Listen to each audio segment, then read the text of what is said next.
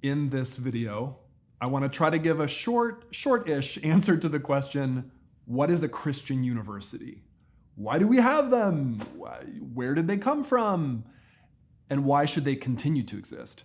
If nothing else, I do hope that you come away from this with a good foundation to think about what George Fox University is, what this place is about, and where we fit into the landscape of American higher education. Let me start with my own story in a way. I was a very lost 18-year-old coming into college. My parents, my dad worked in a steel factory, and my mom was a waitress at restaurants, and no one in my family had ever gone to college. I had no idea what I was looking for, no clue what I was doing. I started out at a local college, but ended up transferring to a Christian college about halfway through, and that's where I finished my undergraduate. And that experience sparked a love of learning in me. It taught me so many things. It connected me with so many people, and I found a home there. And I was so excited about school because of my experience in a Christian university that I kept doing it. I kept doing it through graduate school, and I ended up getting a PhD at Harvard University, which in my field and in my place was like the best thing I could do. And so I attribute a lot of that to the way that a Christian university, a very small private Christian university, kind of in the middle of nowhere, launched me into a life. And I think I can say genuinely, without too much drama, that Christian higher education changed and saved and created my intellectual and professional life. And, I'm stuck in it now. Maybe I rationalize as a way to make sense of who I am. But in life, and this is an important point about universities, we all speak from a position. We're embedded. We speak from a position of being committed, of love. I remember in my undergraduate experience near the end asking a professor that was one of my favorites. I was a biblical studies major, and I remember asking him, how can you teach in this field? Like, isn't it constricting, like as a Christian at a Christian university? Like, aren't there things you want to say that you can't say? I was kind of an unruly undergraduate. I never really left faith, but I think I definitely had a period of like thinking that really studying, scripture was about like just getting rid of every commitment. And his response to me was so sweet and disarming. He was just kind of like, yeah, for me, if I were in a different kind of classroom at a different kind of university, I couldn't be my whole self. And I want to bring my whole self to this task. And it was stunning to me. And I think what he showed me there is that the point is about integration, that he was able to integrate his full self into that. We'll come back to that integration comment in a little bit. First, why did Christians ever get involved in education at all in the first place? Let's back it up. Let's back it way up to the creation story in the Bible, in the book of Genesis. God creates the world, and human beings, male and female, are created in God's image. And that image of God creating humans in his likeness, in his image, is a driving factor in how I think we want to think about education. It's that mystery that we experience of faith in wondering, who is God? Who am I? What is a human being? What do I do in the world? That mystery drives us to explore. And in fact, if we want to talk about theology, this word theology, I think that that's the basis of all theology, of all learning. It's the sense that God has given us mysteries, things that we must learn and things that we must discover, and ways that we have to grow up as human beings. The Bible itself has a lot of images of education, and they're scattered. There's nothing in the Bible like a concrete, concerted case for education in the Bible, but we can see little bits of it, for example. Like, early on in the biblical story, God actually gives Israel the law, and it's a written document. It's written on tablets. This is the whole story of Moses. They come out of Egypt and they go into the wilderness, and God gives them writing, God doesn't say go to college, right? But even the very image that God gives Israel, that they are to study a written word, a written Torah, is already an image of learning. It's an image of reading. We see in Israel's wisdom literature as well, like Job and Proverbs and Ecclesiastes, a lot of references to learning, or certainly very learned writing, especially the book of Proverbs, for example. There are a lot of exhortations to become wise and to learn, and those admonitions are offered to young people to basically get that wisdom. That's one of the first commands that the book of Proverbs gives. We also have in the Old Testament of the Bible a lot of figures called prophets. They appear to be very learned figures. A lot of their writing is so sophisticated that it couldn't have come off like it did unless they had some kind of formal or semi-formal education apparatus in their ancient Near Eastern context. I think of a book like Isaiah, for example, or Ezekiel. These are very literate books.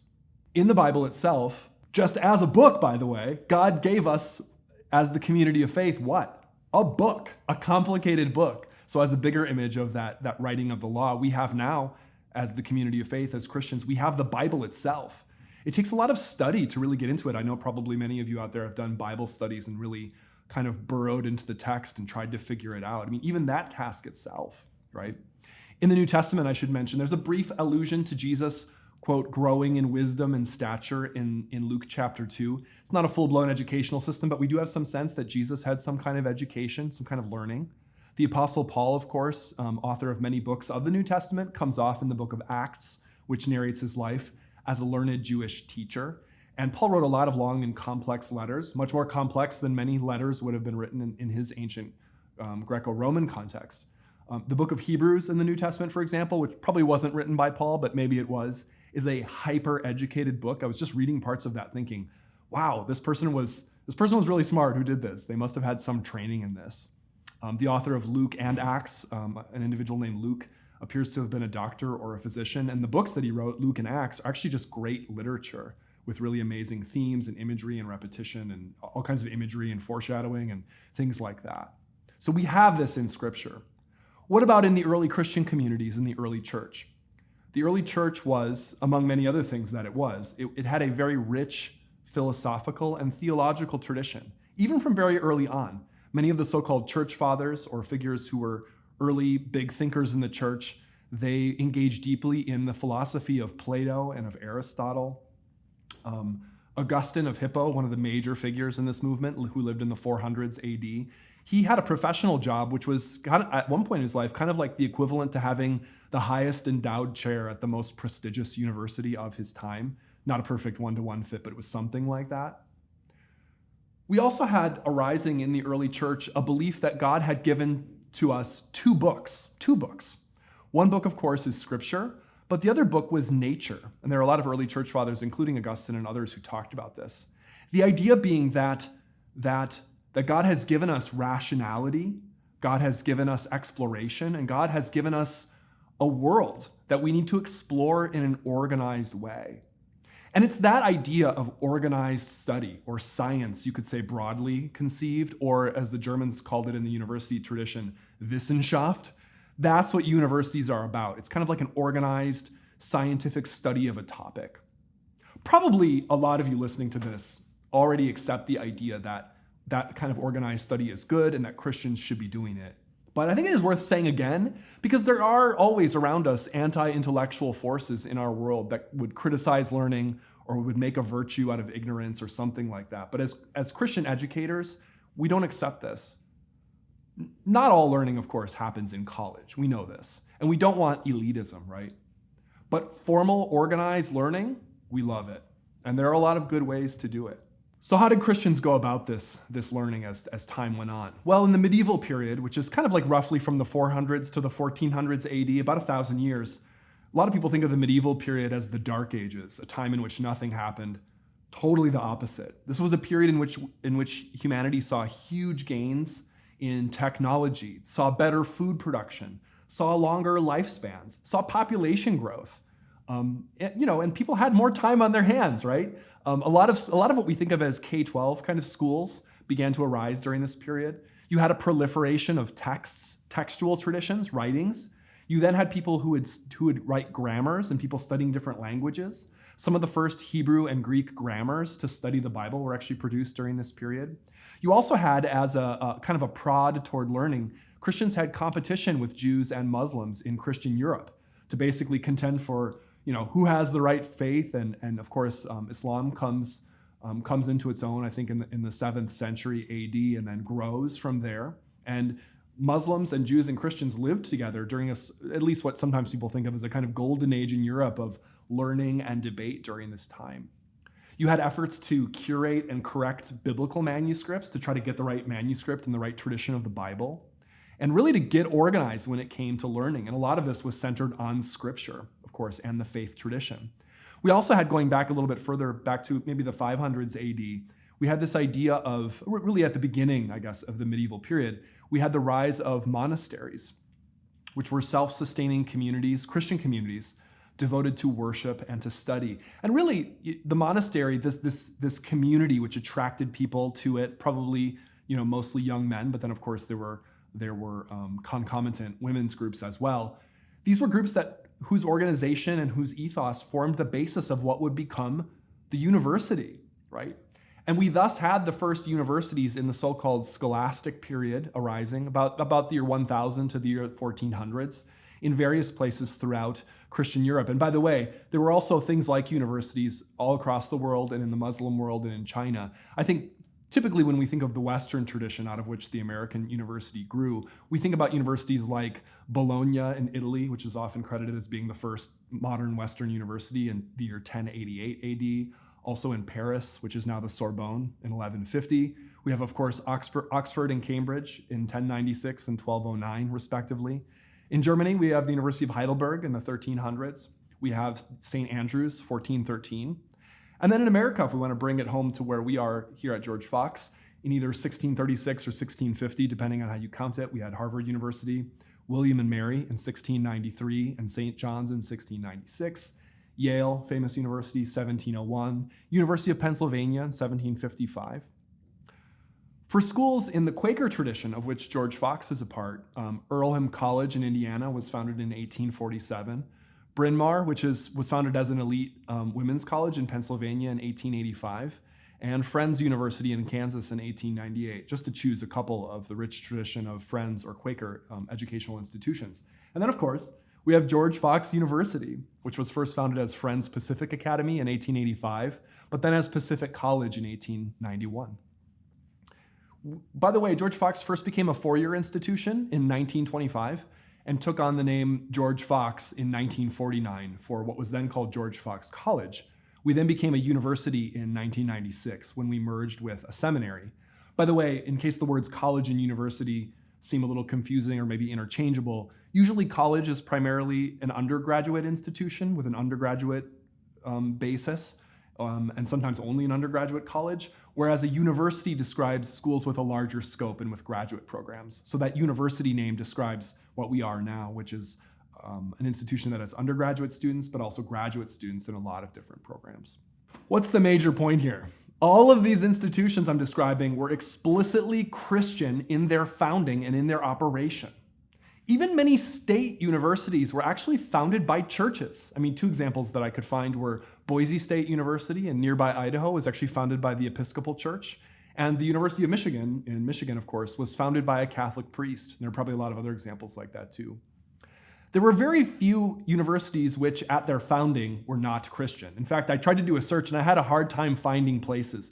One exception might be the University of Virginia, which was founded by Thomas Jefferson during his lifetime in 1819, which I read banned theology classes and was to be separate from any religious institution at all. But that's a rare exception, even in its time, in terms of the types of schools that developed. So why did so many universities, despite having Christian origins, go secular? I know this is a question a lot of people ask who are exploring university systems and Christian higher education. Why did this ever happen? It's a long and complex tale. There are whole books written about this, many articles and essays, and there are different stories for why. So I don't presume to tell you here the single authoritative story. In America, the so-called Ivy League schools, Harvard and Princeton and Yale and those kind of schools, they were the first to shed their traditional religious identities in the late 1800s and early 1900s, and many others followed.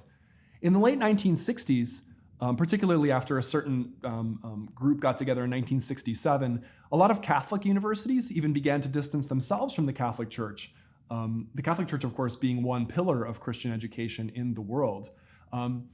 Why did they do this? Well, of course, in the 1960s, you had a cultural revolution in the United States and really in the European West, in which universities took part by questioning tradition, trying to throw away what they considered maybe to be superstitious ideas or ideas that were holding society back, like religion, for example. And also maybe for some of these groups, I'm not sure, an idea of respectability. Like, hey, we're striking out our own way in the world. We don't have to do things like the church does it. There's a pattern of this throughout Western history in the Enlightenment, the Renaissance, the French Revolution, different time periods. So you could say the 1960s and really the 20th century in America was one time in which this kind of stuff happened. I mean, one characterization of the issue is that there was a loss of confidence by Christian academic leaders to give a coherent and specifically Christian explanation for what they do and why they exist, which inherently leads to secularization. So for example, an author in the journal First Things, in review of the argument in a book called The Secularization of the Academy, published in 1993, wrote this, quote, "For the most part, institutions are not lost because they are stormed by hostile outsiders, but because their custodians, overcome by apathy, diffidence, and intellectual fecklessness, simply give them away." That's what this author said. I'm personally not satisfied by that explanation though, because for me it raises the immediate question of like, why they allegedly lost this confidence, right? Like why they would, quote, give it away. I think that the answer to this question, why did universities go secular, is bound up in the huge question of secularization that has happened in some parts of the Western world. And this is a massively complicated question. We're living in this question now. If you want to tackle something major, by the way, try reading Charles Taylor's book, A Secular Age, published in 2007. It's about 1,000 pages long. I tried to read it. It's really tough. It's really good though. One argument that Taylor makes in this book, if I can try to boil it down, it's impossible to boil it down. He says that secularization is not about subtraction stories. Like, for example, it's not about taking prayer out of schools or banning the public display of crosses or whatever. It's not only about that, but rather it's about a complex series of cultural developments and choices that make humanism exclusive of traditional faith a real option for people, like a real respected possibility.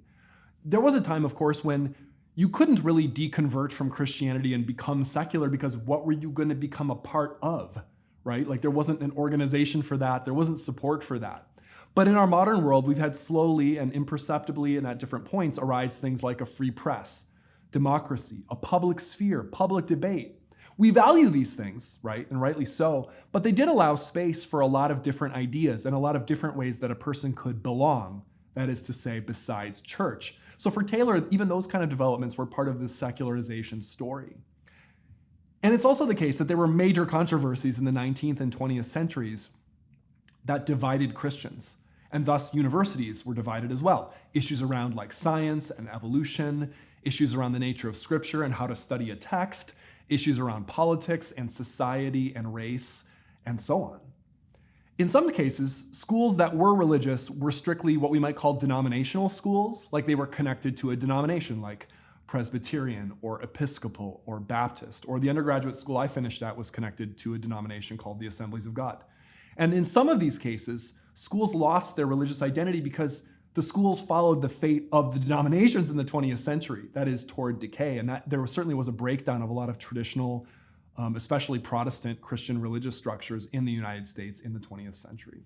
For those schools like George Fox, that treasure and maintain their original and distinct Christian mission and focus, why did they do it and how did they do it? Well, I mean, first of all, we do it by God's grace, right? And on our end, we do it by caring about it. We do it by emphasizing it. We do it by refusing to lose the mission and the focus. Having said all this about secularization, it's not even clear that the secular university is, in fact, the future of universities, like everything's just going in this direction, in America or in the West or even in the world at large. I was reading a book recently by C. John Somerville called The Decline of the Secular University. He argues that purely secular institutions are not ready at all to answer questions that are truly critical to our lives. Like, for example, what is a human being? And there are competing moral claims in the world, and they're mutually exclusive from each other. It can't just be that everyone's right. How would we judge between those? In my experience, even purely secular universities are pretty uptight and bossy and talkative about their opinions about what we should do and shouldn't do and what we should believe and shouldn't believe. So the question arises for authors like Somerville and maybe for us, what is the basis of that belief? You could imagine that even purely secular answers to those kinds of questions do begin to, almost always begin to, start to drift at some point toward an answer that sounds kind of like spiritual or religious in nature, right? To which we in Christian universities say, yup, that's what we've been saying this whole time, right? They may even involve claims that these universities would in fact not be able to show are scientifically provable claims. So this issue of science and what's provable becomes actually genuinely difficult. At any rate, the secularization of universities was not inevitable. As the Notre Dame historian Brad Gregory argues in his book, I realize I'm citing a lot of books here, but I did some reading to prepare for this, so follow me here. The Notre Dame historian Brad Gregory argues in his book, The Unintended Reformation. He says, quote, "The secularization of knowledge in the West was not inevitable, was not just going to happen no matter what. It was not a matter of obvious inferences based on scientific findings or indubitable insights gleaned from neutral textual interpretation or historical research. It's not that, he says. Rather, it was thoroughly contingent, meaning it could have been otherwise. It was a process derived from human interactions that involved assumptions, institutions, metaphysical beliefs, the exercise of power, and human desires besides the desire to merely discover and to learn, right? So he's saying, in other words, no, this secularization thing is not inevitable. And the whole kind of human drama of emotions and spirituality and metaphysical assumptions, metaphysical meaning based on maybe some kind of spiritual or outside reality, that plays a role even at secular universities. Right?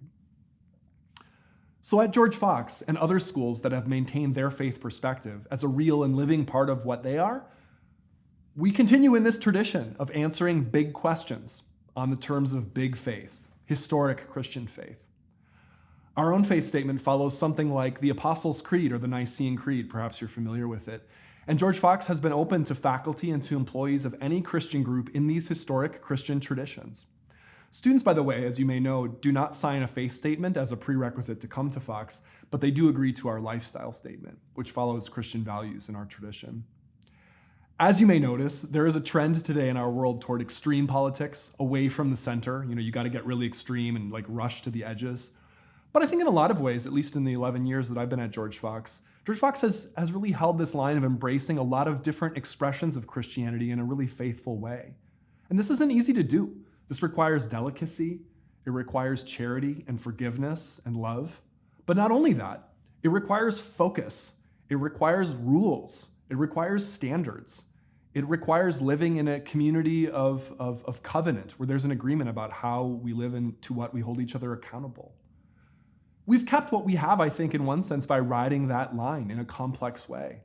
And we've done it through leadership that has emphasized the mission. And we've done it through employees, namely like you, at all levels that commit every year to the Christian mission of this place. What does the landscape of Christian higher education look like today? What is its value? In his classic book, The Idea of a Christian College, written in 1975, Arthur Holmes wanted his readers to steer away from the idea that the primary purpose of a Christian college was about defensiveness, that it was about protecting yourself from the outside world. He also, on the other hand, rejects the idea that it's about providing a safe and pious atmosphere, and then you kind of have the Bible or chapel on the side and some Christian language. He didn't like those two approaches. Not about being defensive, and it's not about shielding yourself. You could imagine, though, how one could come to those kinds of conclusions about the purpose of a Christian school.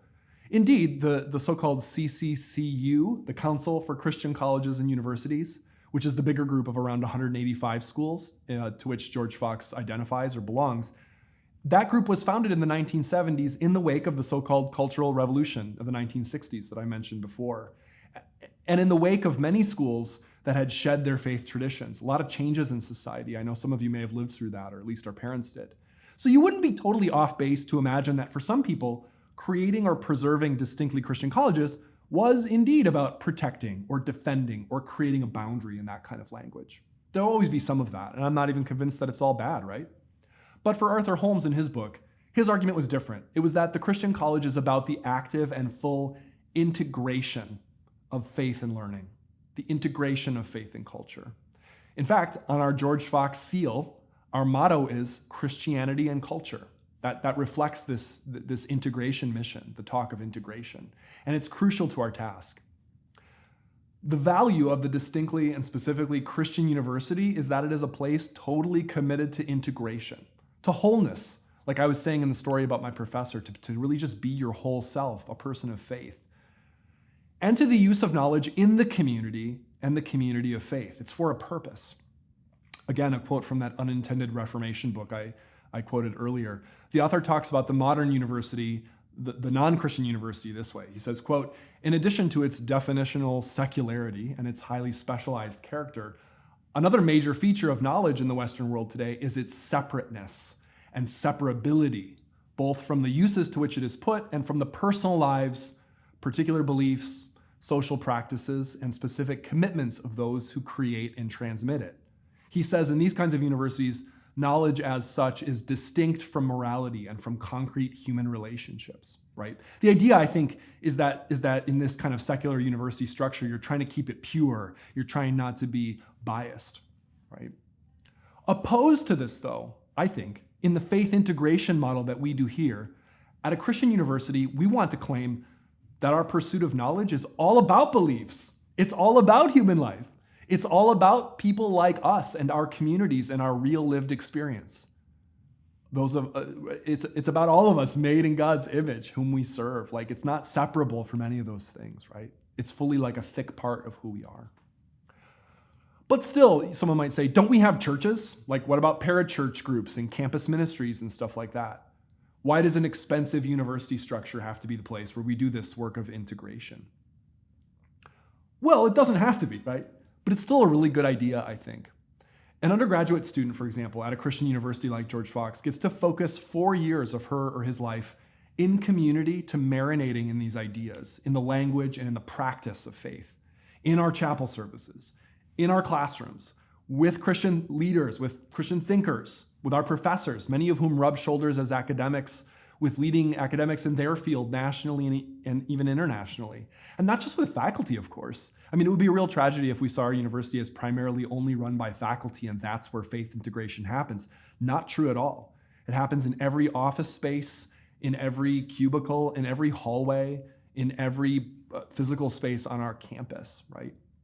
So for students to be able to come and encounter you in these spaces, that's an amazing opportunity in its own right. Do students at Christian universities miss out on the, quote, real world? You know, are they being sheltered? Is there something they're not getting? I mean, maybe, right? My own observation about students at Christian universities is a little bit different, though. I've taught at 4 different universities, 2 of them Christian places and 2 of them secular places. My own observation is that students at Christian universities are pushed to consider diversity of ideas that are way outside of their traditional boundaries, as much or more than students at secular universities.